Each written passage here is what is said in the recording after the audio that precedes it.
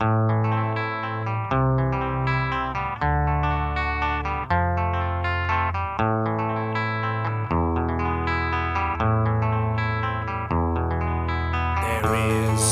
a house in New Orleans they call the Rising Sun. So this just came in the mail for me today. This is GMT's latest P500, and it is Silver Bayonet, the first team in Vietnam, 1965.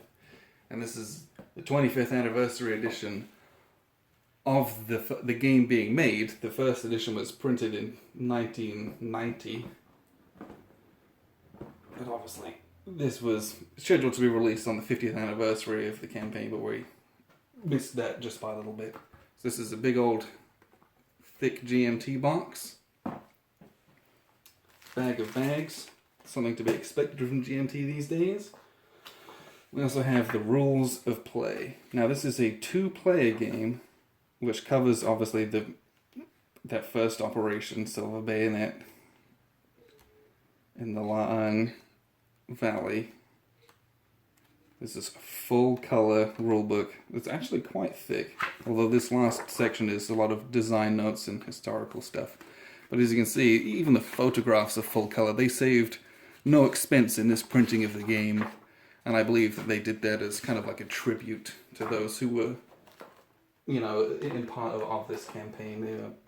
They didn't spare any bravery, and GMT didn't spare any expenses here. There's a 10-sided die that comes with the game, and I've just moved the box out here so we can take a look at the numerous cards that come in the game. We have a battle board for when things get quite tight on the game board. We can switch stuff over and fight the combats out and put them back on the board, so that's going to be for convenience mostly. We have these, so we have a basing card for the US, and we have the hidden movement card for the North Koreans here. I'm going to pull out, and this is a hidden movement type game. So the game comes with these screens, so we can hide that from the other player, so we can move our dudes secretly.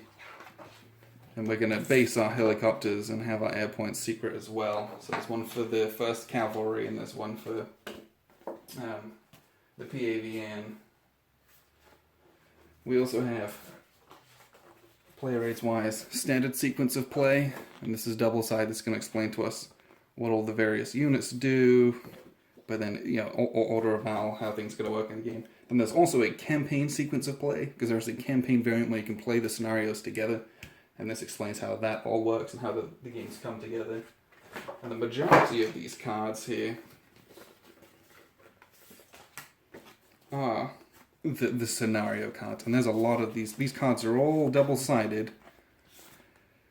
So you have the first scenario, second scenario, and there's so many of these scenarios, and then the later scenarios. So for example, we have Operation Long Reach. I mean, it covers 3 whole cards with how much is in there and what you do with it all. So there's so much to play with in this game. That's something I'm particularly excited for. These are the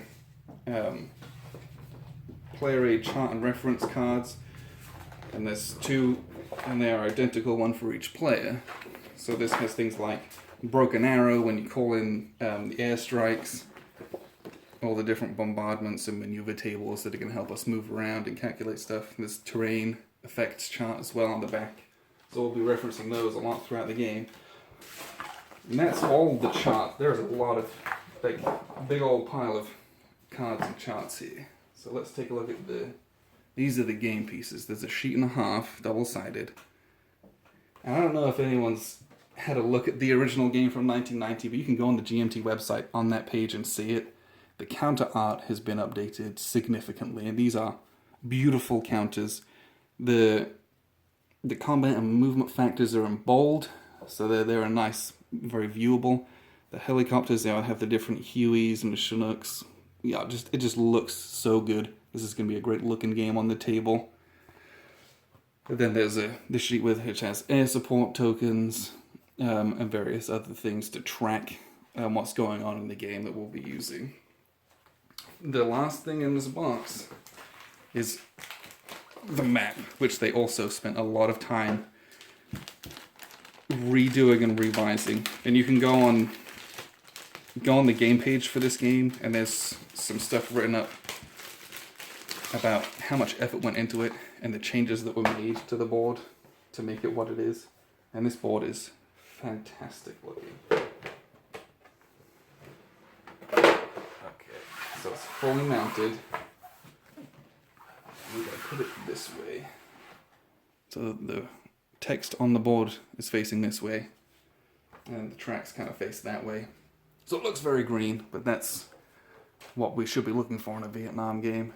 But the textures on the board, I'm going to pick this up and show you, are extremely well detailed. And they look fantastic. So this is going to be great to look and play around. It's very clear. Whilst there is a lot of different terrain types, differentiating between the two when you're actually looking at the board is quite simple. Again, there's game turn track information up here. There's the terrain effects chart, which we had a player aid card for, printed on the board. And then there's boxes for eliminated units and various victory point chits, as well as a couple of boxes to explain what's going on. So this is a game where the price point was so good, I just had to get in it. And after P500ing it, I went and then watched a few documentaries about this operation, and it's historically amazing. And so I'm actually very excited to play this, especially this new vamped up version, which is quite something. I'm very impressed with the production quality on this. So watch out for reviews upcoming, and thank you very much.